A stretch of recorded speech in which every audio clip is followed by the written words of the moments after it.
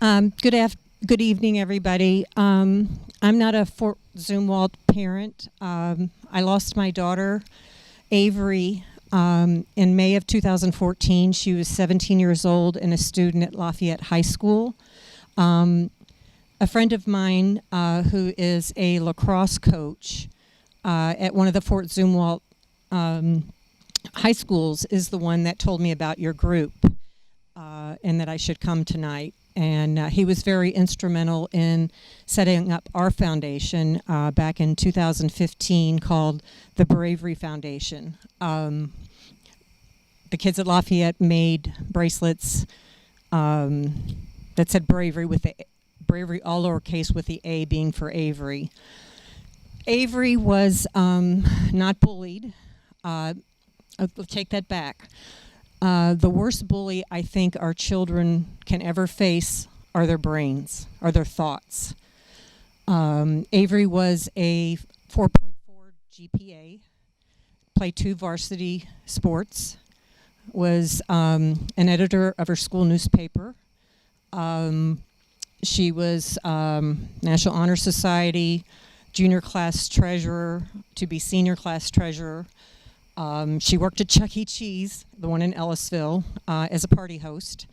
But most of all, what I found out after she died is how many kids that she helped, that she listened to. And that word listen is a really, really strong word. If we would listen more, we would hear what people have to say, even if it's 3 or 4 words. I've since put a bench at Lafayette High School in a private courtyard, and it's called the Listening Bench. And my hope was that students could go there and be heard. Since we formed the Bravery Foundation, we are about youth mental health awareness and suicide prevention.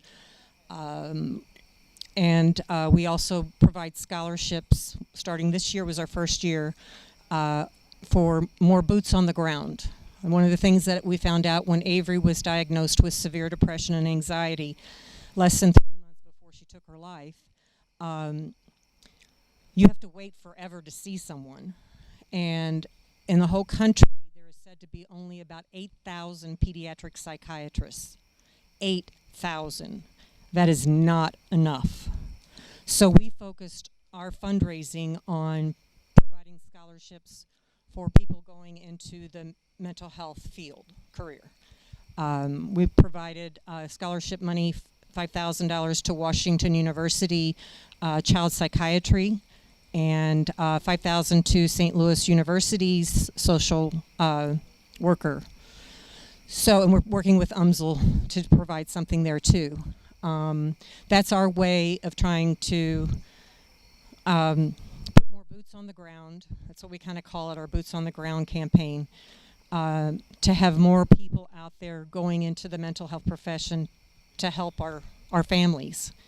There's only so much you and I can do as lay people, but the more people we have, professionals, the better help we can get, and we don't have to wait a month, 6 weeks. I was told by one psychiatrist it would be 6 months before I could get Avery in to see him.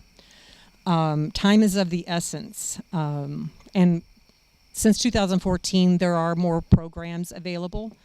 Oh, thank you. I'm gonna burn the place down. But anyway, Avery was a kind soul. I always told her when she was little that she was an old soul. She seemed to understand people, what they were feeling.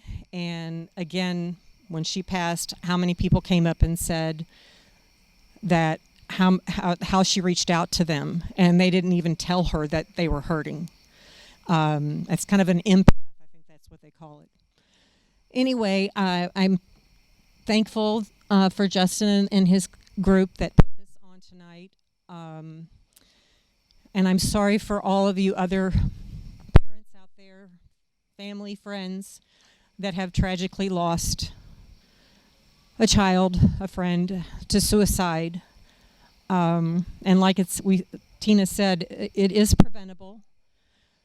early interaction, early to know soon to get them in for help is better than to wait too long.